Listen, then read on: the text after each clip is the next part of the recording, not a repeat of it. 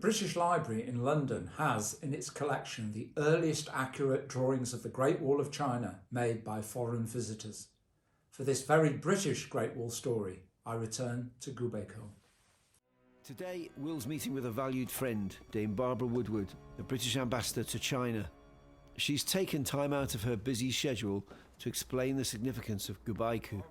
Barbara's keen to talk about the first roving British embassy, which came here in 1793 and made history. This is, of course, the point where Lord Macartney came through, having been to Beijing, discovered that the Qianlong Emperor wasn't in Beijing, he was in Chengde at his summer retreat hunting. So he came through here on his way to the famous meeting with the Emperor to ask for, as we do even today, trade privileges, stationing an envoy in Beijing, and that is considered usually the first British embassy to China. These towers, William, as you've told me before, are of course the ones which Parrish sketched, which became the iconic images for the wall for centuries in Europe before photography. They did. Parrish was a captain in the army, and the drawings he produced are really very special. They're incredible, aren't they? And real eye for detail. A beautiful watercolour, wide image of the mountain in the background called Wuhushan. Yes. Crouching Tiger Mountain. Yes. Oh. That's one of my favourite hikes. I love getting up to that one at dawn. It's lovely, isn't it? Yeah. It gives you a real sense of the challenge of the wall over the mountains and the length of it. Yes. When the Brits were here, apparently, they were overawed by the scale of the thing. Yeah. And the Chinese told them, this is the Wan Li Changcheng, the endless wall. Yeah. And they tried to relate the immensity of this structure to their audiences, their readers back home years later. And I think Staunton said there was more material in the Great Wall of China than all of Great Britain's buildings at the time. Yeah. I think I'll call that the Parrish Tower. I think we should go up there now. That sounds like a great idea. Shall Let's go. Yeah. The boys are already ahead of us, capturing the towers with their 21st century technology.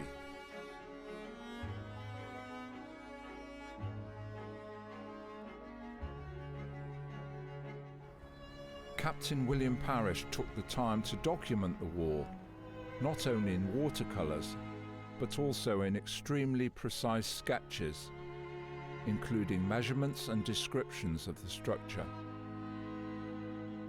And it is this very special tower which features in them.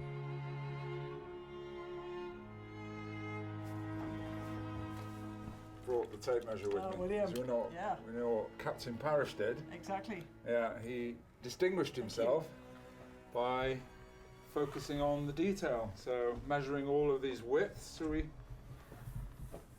approximate width, 2 meters 15. This is a very unusual tower. Yeah. It's multi-story, Yes. 3 stories. And it seems to be the only remaining 3-story tower on the whole length of the Ming Wall. If there were others, they're derelict now. Yes. So Parrish came here and measured and recorded the wall in astonishing detail and with some beautiful sketches. But how does that fit into the history of the wall, William? The Chinese built the wall. Yeah. They did make maps and plans which are more diagrammatic. Yeah. But in fact, the earliest extant plans, sections and elevations are of this tower and the adjacent 50 metres of wall, made by Parrish on the spot, as he says in his notebook, at Gubeikou.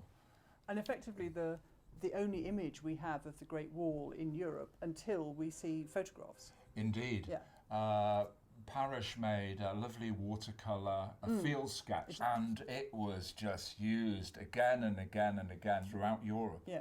And as we said, it became the enduring image until the advent of modern photography, and then others took up the challenge of showing what the wall looked like to the world. For me, I think Parrish began the legacy of looking at the wall and recording. And it's amazing to come back in 2016, more than 2 centuries later, and see the location from the air, shot by my 2 sons, which is really the raison d'etre of the whole journey, to give us a new view of something we think we know, but we only know it from from one angle. We hope shots like this can really help future generations identify significant changes to the wall in the years to come. 3 years after the embassy's return to London in 1796, a full report was published, including a large folio volume of engravings. I have the two relevant engravings of the Great Wall, those enduring images, in my wild wall collection here in Beijing. They're on the table right here. This is the image of Wuhushan, and these are the plans of the towers.